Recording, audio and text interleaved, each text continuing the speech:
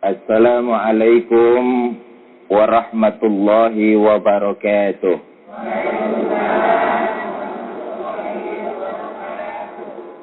Alhamdulillahi rabbil alamin. Salatu wassalamu ala sayyidina Muhammadin wa ala alihi wa sahbihi ajma'in, amma ba'du. Alhamdulillah, berkat izin dari Allah Subhanahu wa ta'ala, pada hari ini kita dapat berkumpul, bertemu dan bermuajahah di tempat yang penuh berkah ini. Salawat dan salam selalu kita curahkan pada junjungan kita Nabi besar Muhammad sallallahu alaihi wasallam yang telah membawa kita keluar dari zaman biadab menuju zaman peradaban sekarang ini. Ibu-ibu dan bapak-bapak, saudara-saudara pemirsa Antv di mana saja berada. Allah Subhanahu wa ta'ala berfirman, Laqad khalaqnal insana fi ahsani taqwim. Ada enggak ayatnya di Quran? Surat apaan? Enggak tahu. Kata Allah, sungguh telah aku dijadikan manusia itu sebaik-baik ciptaan. Kita manusia ini dijadikan oleh Allah sebagus-bagus ciptaan. Manusia diberikan akal, tapi juga manusia diberikan hati. Beda dengan makhluk ciptaan Allah. Kita manusia pada posisi paling mulia, diberikan akal, juga diberikan hati. Saudara-saudara pemirsa Antv di mana saja berada. Oleh karena itu, sebagai manusia yang diciptakan paling sempurna, diberikan akal, juga diberikan hati oleh Allah Subhanahu wa ta'ala. Hidup kita tidak lain untuk menyembah Allah Subhanahu wa ta'ala. Ibu bapak, saudara-saudara pemirsa yang berbahagia, Allah menciptakan akal supaya kita untuk berpikir tentang alam raya ini. Allah memberikan kita hati supaya kita dapat menerima nasihat yang diberikan oleh alam, baik oleh makhluk Allah yang lainnya. Kadang-kadang hati kita ini mengeras. Makanya ada dua macam jenis penyakit. Pertama penyakit badan, yang kedua penyakit batin. Kalau penyakit badan gampang diobatin, kita bisa ngerasain. Demam, penyakit badan tuh. Orang yang demam biasanya merasakan bentuk demam di badan itu sendiri. Kalau kita demam, kita merasa badan kita demam, kita pergi ke dokter buat ngobatin. Dampak dari penyakit badan, paling-paling kita tiduran di rumah. Tapi penyakit batin, ini yang susah. Kita nggak tahu punya penyakit batin. Tapi juga kita nggak mau mengobati penyakit itu. Dampak dari penyakit batin sangat luas. Rakus, korupsi, keadilan, dan sebagainya. Ini dampak dari penyakit hati. Oleh karena itu, Imam Ghazali pernah berkata sedikitnya ada 3 macam penyakit hati, penyakit batin. Pertama, penyakit batin adalah ujub, sombong. Ini penyakit batin nih. Kalau seseorang merasa lebih benar dari orang lain, itu orang sombong tuh. Kalau kita merasa paling benar dengan orang lain, diri kita sombong. Padahal sombong itu mutlak hanya punya Allah Subhanahu wa ta'ala. Sombong hanya punya Allah, manusia tidak berhak untuk sombong. Saudara-saudara para pemirsa, bagaimana kelanjutannya? Kita break untuk jeda komersial berikut ini. Ibu, bapak, saudara-saudara pemirsa Antv di mana saja Anda berada. Sebagai manusia, kita tidak wajib untuk sombong. Sombong mutlak hanya buat Allah. Sombong karena jabatan, sombong karena kekayaan, sombong karena ilmu, sombong karena kerupawanan. Manusia tidak wajib untuk sombong, Allah saja yang berhak untuk sombong. Apalagi sombong karena kekuasaan. Allah tidak suka, manusia pun tidak suka. Jangan mentang-mentang lagi berkuasa, kemudian berlaku seenaknya saja. Ini pernah diriwayatkan terjadi ketika zaman Khalifah Umar bin Khattab. Satu hari ketika Gubernur Amr bin As menjadi gubernur di Mesir, satu hari Gubernur Amr bin As melihat-lihat di depan istananya.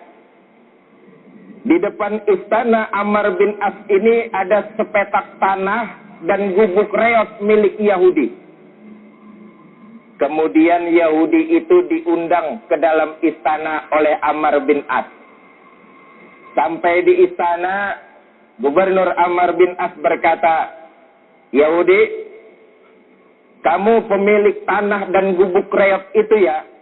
Benar, Tuan. Saya mau beli tanah kamu. Buat apa, Tuan? Nanti di atasnya saya akan bangun masjid. Saya ingin beli tanah kamu. Berapa kamu minta akan saya bayar? Saya nggak jual, Tuan. Saya bayar 2 kali lipat. Saya nggak mau, Tuan. Saya ganti rugi 3 kali lipat. Tuan, namanya ganti rugi, biar diganti tetap aja rugi, Tuan. Saya nggak mau, Tuan. Kata gubernur, jadi kamu nggak mau, Yahudi? Nggak mau, Tuan. Kalau kamu nggak mau, tanggung sendiri akibatnya ya. Pulang Yahudi ke rumahnya. Besok Amr bin As mengeluarkan surat perintah penggusuran. Rumah Yahudi habis digusur, diboldoser, diratakan oleh tanah. Sambil berlinang air mata Yahudi ini berkata, begini ya nasib rakyat kecil. Begini ya nasib rakyat kecil dizolimi oleh penguasa. Pikir punya pikir, akhirnya Yahudi ini berkata, iya ya, Amr bin As kan cuma gubernur. Di atas gubernur kan ada jabatan yang lebih tinggi, khalifah. Saya mau lapor sama khalifah tentang kesewenang-wenangan gubernur Amr bin As. Berangkat Yahudi ini lapor sama Khalifah Umar bin Khattab. Yahudi dari Mesir, khalifah adanya di Madinah.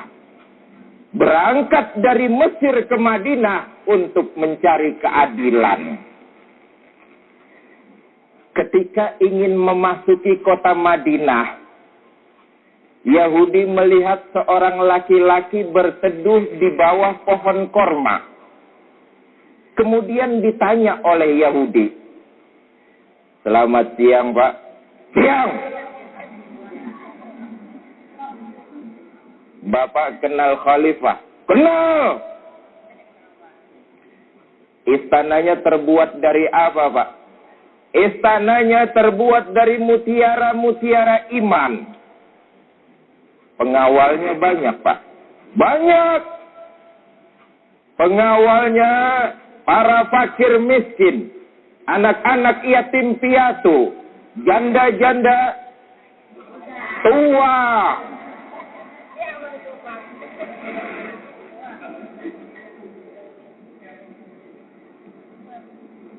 Kalau gitu, di mana saya bisa ketemu Khalifah Umar, Pak? Di bawah pohon korma, di depan saudara. Jadi Bapak, iya. Jadi Pak, iya. Yang ditanya rupanya Khalifah Umar. Kemudian Yahudi ini mengenalkan diri. Pak, ada apa? Saya ini Yahudi. Terus, saya mau lapor sama Bapak tentang gubernur Bapak di Mesir yang bernama Amr bin As. Kenapa dengan Amr bin As? Saya punya tanah dan rumah, Pak. Ditawar sama gubernur Amr bin As untuk dibeli. Di atas tanah itu katanya nanti akan didirikan bangunan masjid. Saya nggak mau jual. Dipaksa sama gubernur Bapak Amr bin As. Saya nggak mau jual. Rumah saya di bulldozer, diratakan dengan tanah.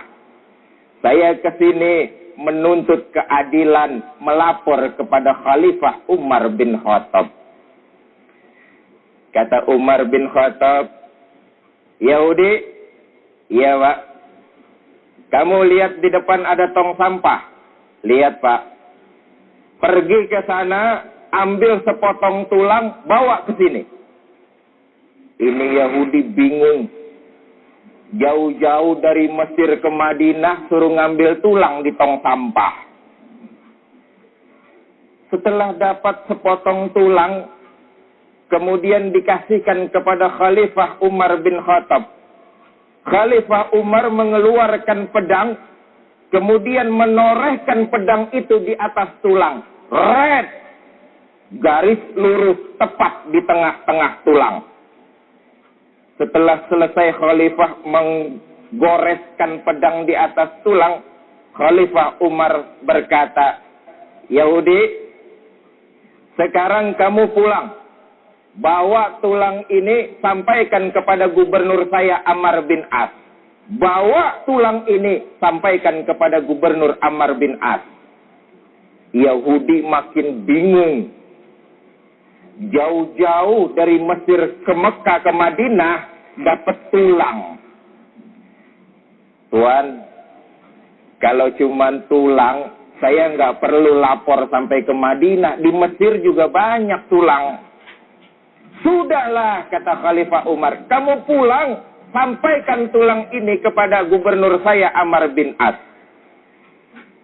Pulang Yahudi. Kemudian bertemu dengan gubernur Amr bin As. Sampai di istana gubernur Amr bin As, Amr bin As berkata, ada apa Yahudi? Ada oleh-oleh Tuan. Dari siapa? Dari Khalifah Umar bin Khattab. Oleh-oleh apa? Tulang. Setelah tulang itu diberikan kepada gubernur Amr bin As, pucat wajah gubernur Amr bin As, keringat dingin bercucuran. Bagaimana kisah ini selanjutnya? Kita akan lanjutkan setelah komersial break berikut ini. Ibu, bapak, saudara-saudara pemirsa Antv di mana saja berada.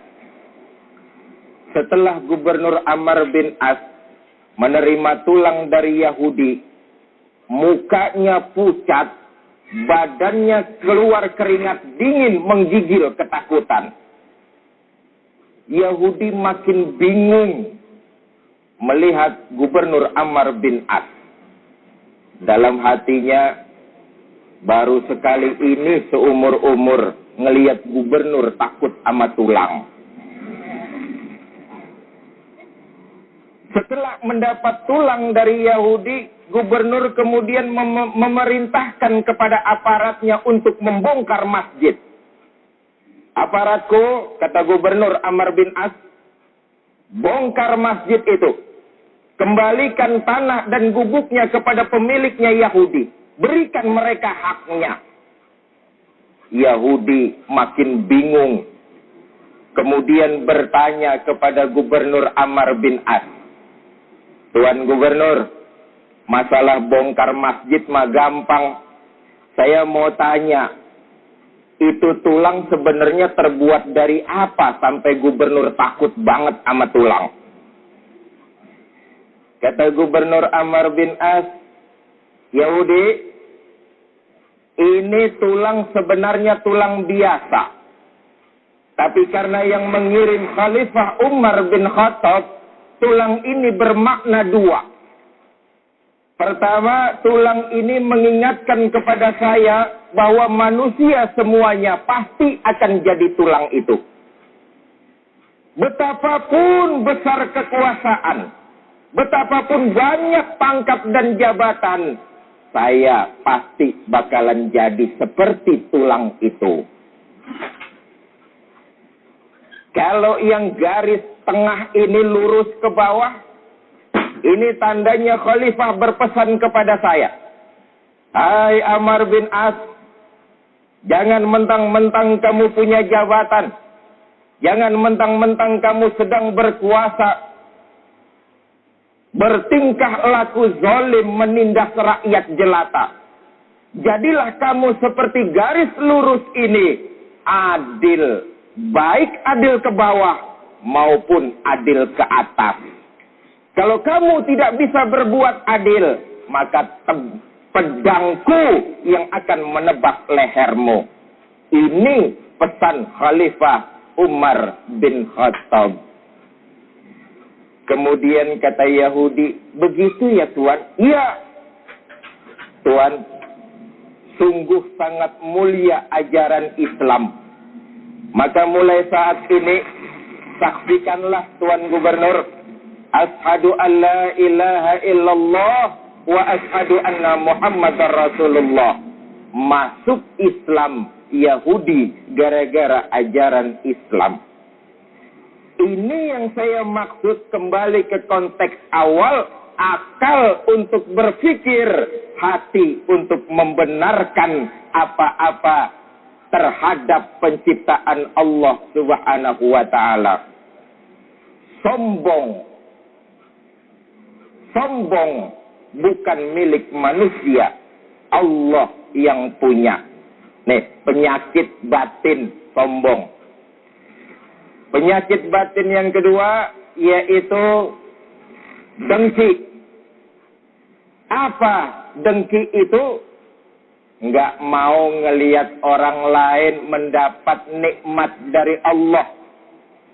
Orang yang punya penyakit dengki akan merusak dirinya sendiri. Oleh karena itu kita berharap kepada Allah agar menjauhkan hati kita dari penyakit-penyakit tersebut. Ibu, bapak, saudara-saudara, pemirsa Antv di mana saja berada. Oleh karena itu, mari sama-sama kita berharap kepada Allah, semoga di akhir hidup kita mendapat kehidupan yang husnul khatimah. Oleh karena itu, mari sama-sama kita tutup pengajian kita ini dengan Fatihah dan doa. Ala haziniyah al-Fatihah. A'udzu billahi minasy syaithanir rajim. Bismillahirrahmanirrahim. Alhamdulillahirabbil alamin. Arrahmanir rahim. Maliki yaumiddin. Iyyaka na'budu wa iyyaka nasta'in. Ihdinas siratal mustaqim. Siratal ladzina an'amta 'alaihim ghairil maghdubi 'alaihim waladdallin. Astaghfirullahaladzim. A'udzu billahi minasy syaithanir rajim. Bismillahirrahmanirrahim. Alhamdulillahirabbil alamin. Allahumma shalli wa sallim wa barik ala sayidina Muhammadin. Allahumma ya muyassir kulli asir, yassir alaina kulla asir, fatafsirul asir alaika yasir. Allahumma ya man la yahtaju ilal bayani wa tafsir, hajatuna ilaika katsir, wa anta alimun biha wa khabir. Rabbana atina fid dunya hasanah wa fil akhirati hasanah wa qina azabannar. Subhana rabbika rabbil izzati amma yasifun. Salamun alal mursalin walhamdulillahi rabbil alamin. Sekian, terima kasih, mohon maaf. Assalamualaikum warahmatullahi wabarakatuh.